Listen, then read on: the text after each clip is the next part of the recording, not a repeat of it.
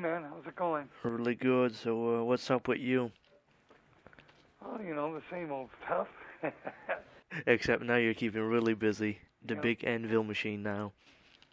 So you're coming to Halifax, Nova Scotia, on May 10th. Yep, that's right. This is long awaited for Anvil to come to Nova Scotia.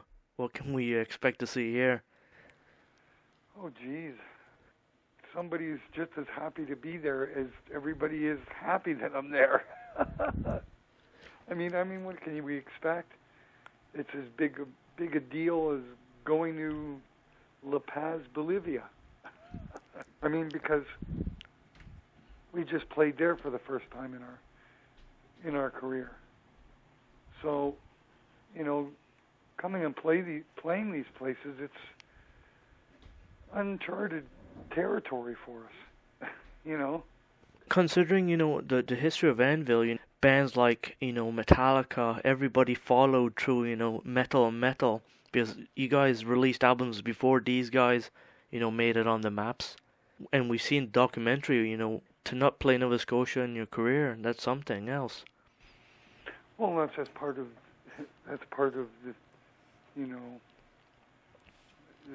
the truth, whether anybody wants to know or believe it or not. But it's the truth.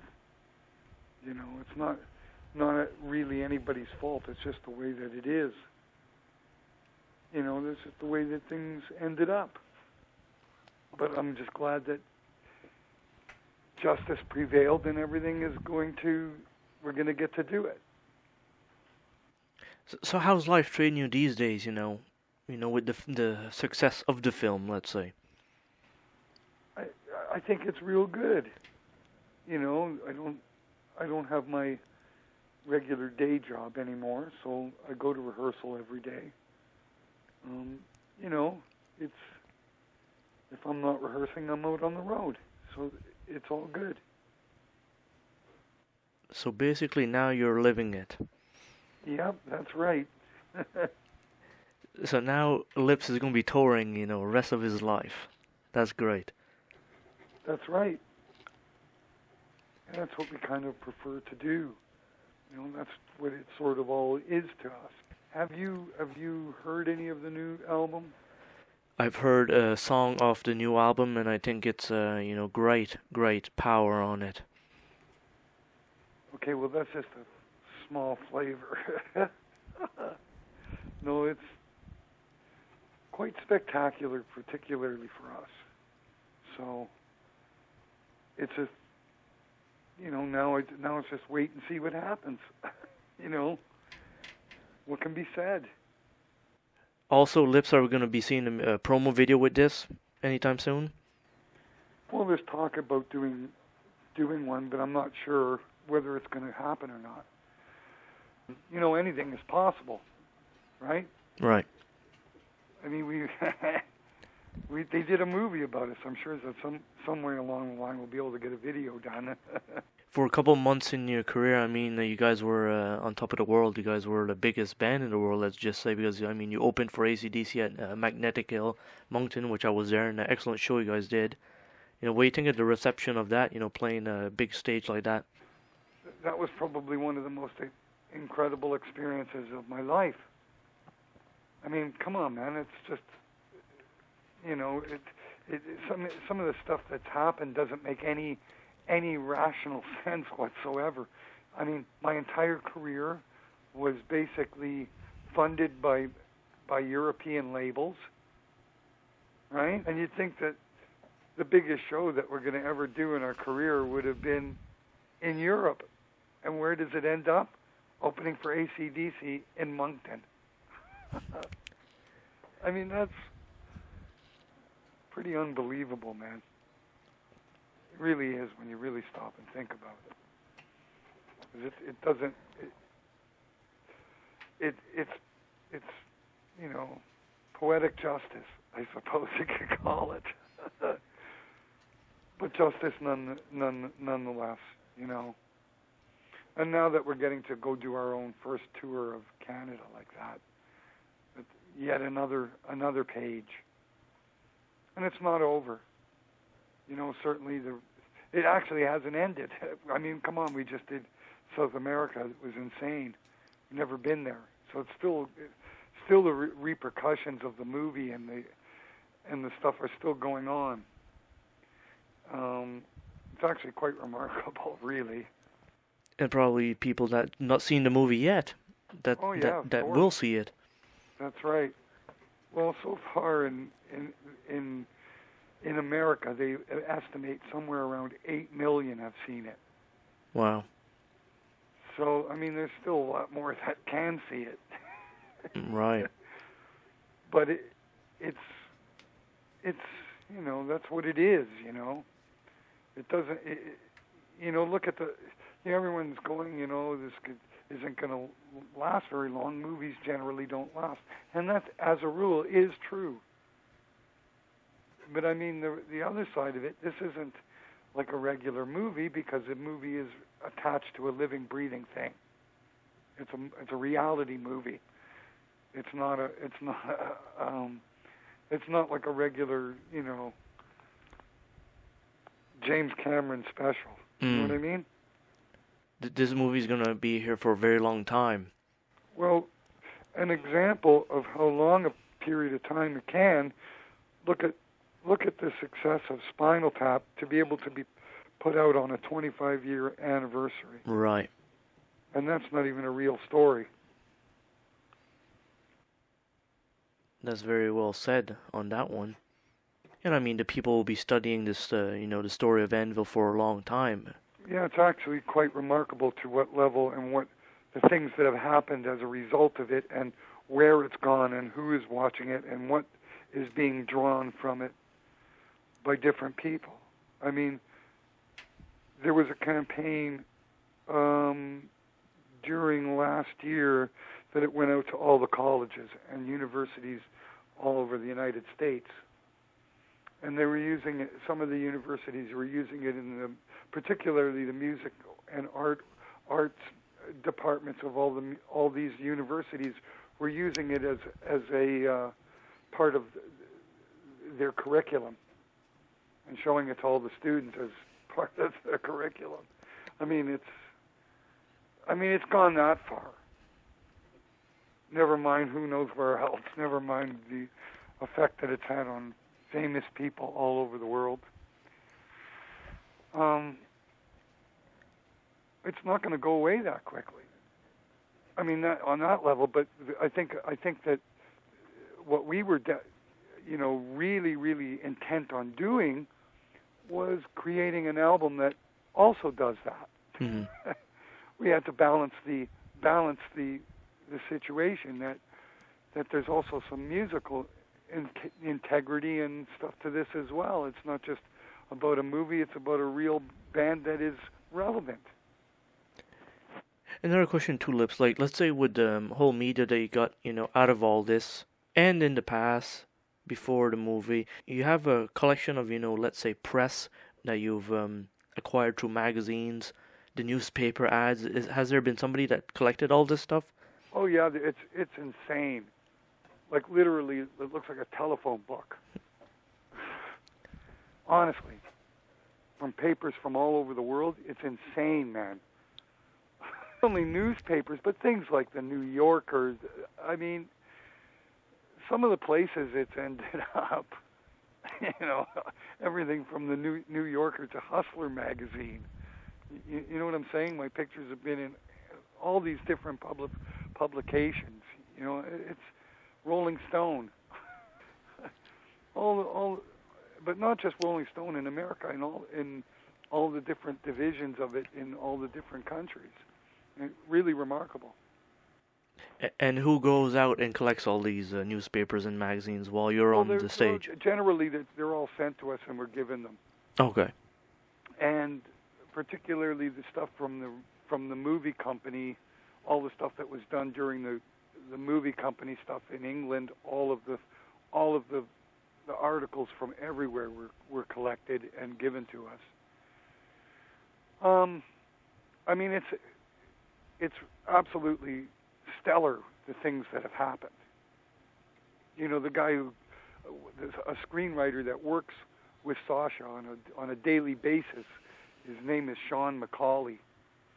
Sean Macaulay is actually Sarah Brown, Gordon Brown's wife, her brother. So she came to the movie in England, and what do you think that happened? What happened for that? Lots of press. Yeah, you got it. I mean, it's some of the things that have happened. We were lucky. You know, everything is the right place at the right time, you know? Well, I'm really glad to see finally Anvil's on top of the world, and let's keep it that way. Yeah, that's all we have to do. And musically, which I think we've done it this time. Probably the album of our career, really. I think I'll have a tough time outdoing this one. Well, that's good to know. Well, yeah, I mean that's what we have to do, right? You have to go way beyond where you've been, and really step up. If never there was a time, you do it when you have, when it really demands of it, and it demanded of it. Trust me. No. This was recorded in Canada? No, actually, it was recorded in Los Angeles. Okay. We recorded it, the bed tracks, at Dave Grohl's studio. We met Dave Grohl when we went to the Independent Spirit Awards, which is part of the Academy Awards, but it's for the independent movies. And we won Best Documentary of the Year, and we also played during it. So they had Dave Grohl got invited to introduce the band, and when he came to introduce the band, he also brought me one of his Gibson Dave Grohl 335s. You know, amazing. You know, and he gave it to me as a present. He told me how he'd been a big fan of Anvil and he loves us, and he introduced the band, and then afterwards he insisted that we come to his studio to record, and we did. So we recorded all the bed tracks there, and then we went to Bob Marlette's studio, who Bob Marlette is who the producer was, and we finished the record. And it was amazing. Came out, it's the best record we've ever done. Can't wait to hear the whole thing. This is going to be great. Oh yeah, it's really remarkable. Really remarkable. Be beyond your expectation. You're going to go, this is good, and there's going to be moments you're going to go, I'm listening to Anvil. But it's sparked up, like, you know, really sparked up. It's very fiery, very, very positive record. Well, Lips, we're going to see you on May 10th, Paragon Theatre, Halifax. You're going to be tearing up the place that night. Yeah. So okay, Jason, you know, I listened to a interview that you did with Barbara Schenker. That's very cool, man. Yeah, and it's just shocking that's great that you give people like that attention, because she's what a personality, man. No, I try to give attention to a lot of people. Actually, I interviewed you in 1995, I do believe. Yeah, I do. I knew that. I've always known. I remembered your name from way back, and then we met you at the Moncton thing. Yeah, I got a picture taken with you, and yeah, and all the guys. I was, you know, Tyler was with us today, and he was saying to say hello to you, because I was saying that I was going to talk to you. Oh, cool. And I don't know if you remember that there was some guy Sal there with his son. I remember him. Yeah. Yeah, he was at rehearsal today. He said to say hello. Oh, cool. The whole Anvil clique remembers me. Yeah. That's pretty cool, man. We're going out on the road. Arr, like a bunch of pirates. Well, you know what? He's in this band, Kayam. It's actually really, really heavy. Really brutally heavy. We just finished a recording, so we'll see what happens. We'll see if they can claw their way up a little bit. They just need the right promotions, I guess. Yeah, well, that's the ticket. You know how popular they become. Then they become of interest to a promoter when you say we can bring these guys with. Yeah. That's the issue. You can go, well, I can bring a complete unknown with us. They're going, well, what good is that? We can get a local that does well here. Yeah. And that's what we're up against. Well, we're creating this Anvil Metal Pounders Union, which is even other bands should join, because it's like a family of people that are all into like the sort of old school metal. And it's growing, man. It's actually pretty amazing, because what they do is she makes little videos with some of our really long songs, and all the pictures of all the people who have validated with their card by getting a picture taken get shown in the little video. Well, I got to get that done soon then. Yeah, well, that's what I'm saying. We got, like, you wouldn't believe some of the, we got doctors and you name it, man. It's crazy. It's just crazy, the cross-section of people that have become members of the club. Robbo is running the whole thing. So he's getting it all sorted. But what we used to do is it was like running contests. So it became an amusement thing on Facebook. So what you would do is you change your profile picture to an Anvil cover. Okay. One of the album covers, and you do it for a week, and then you get sent the card. And wasn't it This Is 13, the picture? Yeah, that was one of them, but people were, virtually our whole entire catalog is available to listen to on YouTube, and all the covers are there. Okay. So people copy the cover, and then use it as their profile picture on Facebook. So they were using it for a week at a time. People were choosing different songs, and then at one point we had a contest that the person that posts the most Anvil songs from YouTube wins a card. So then eventually it got to the point where people wanted to buy a card. Right. So that's where it's gotten to now. And with the card, that you're allowed to buy specific merchandise, like T-shirts that we've created for it. But you can't get these T-shirts from anywhere else but from the band. And each T-shirt has a picture of the card on the back, and what will be inscribed is the person's number. Everybody gets a number. So if you order one, you have to give your number, what number card you have, in order to get the T-shirt. So it becomes a club, but you get the T-shirt for cheap. You don't have to pay a lot for it, right? It's not like you have to pay $50 for the T-shirt. It's like a $20 T-shirt. Yeah, it's great. Yeah, Robbo's got a handle on this thing. He's got it going on. It's just spreading out all the demographics of it all. That's the thing. And Facebook is a great forum for it, because anybody belongs to Facebook, and they don't have to be a metalhead. So we've got, and that's what has actually happened, is that people who are generally, they aren't into metal, but they love Anvil. And there's a lot of that going on, which is a lot of fun. That's like a whole new beginning, isn't it?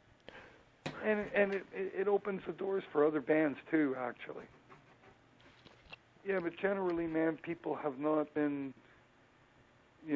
Generally, it's other bands. It takes a lot of work and a long time to build that up. Like they've been working on this for probably about a year and a half now. It was sort of like their third season or something in Metal Pounders lists. I don't know, somewhere in around 1,000 people they've got now. I know that doesn't sound like a lot, but that's a lot of people that have really worked hard to get there. You think about all the promotion that came out of the 1,000 people that ended up with cards, never mind the hundreds that attempted and never went through with it. Like we've got people who never validated, and what you have to do to validate is to get your picture taken holding the card. Right. And some people just won't do it, so they're not a valid member. They've got to be counted in that way. That's how it all works. So it's quite interesting. Some people won't validate. Sometimes you just, the cards go out and you never hear another word about it. They never send it in. They never validate nothing. So, and then there's the case of all the people that, tried running, or let's say they posted, 50 Anvil videos the whole week, and somebody else did 100. The guy who did the 100 gets the card. Well, the guy who did the 50 didn't get a card, but that's not to say that he didn't try and isn't as much of a fan as the guy that did 100. So we had to begin to open up the door that, well, you can buy one.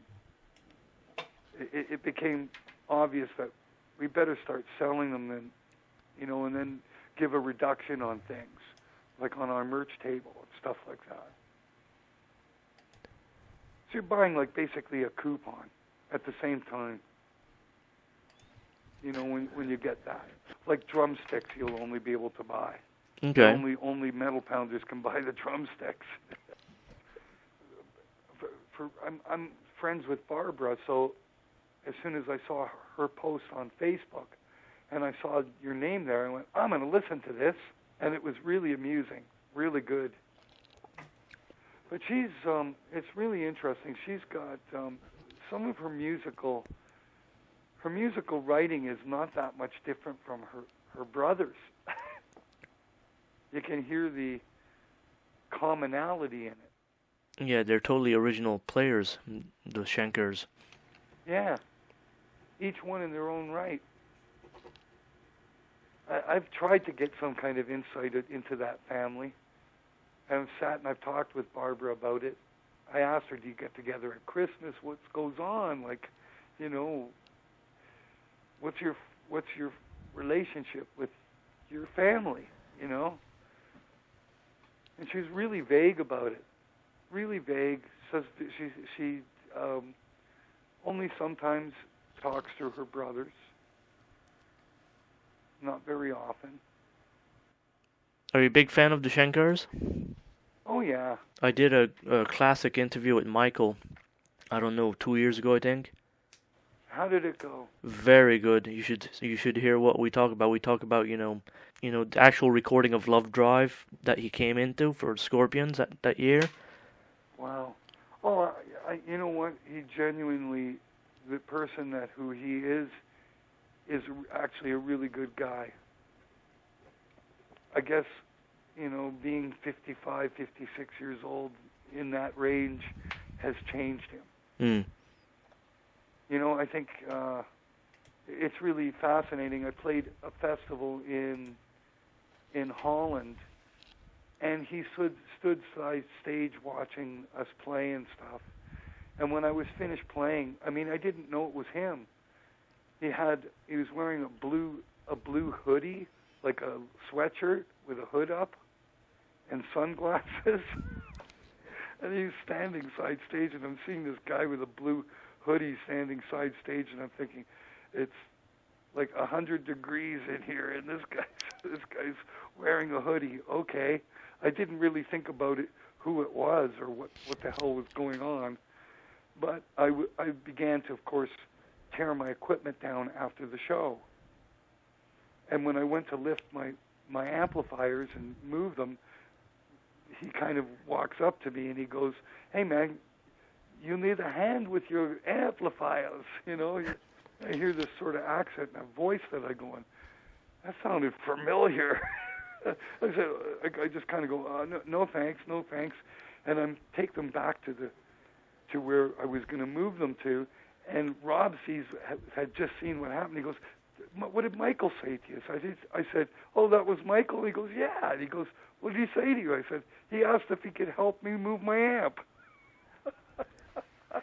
Wow. So I was like, oh my God.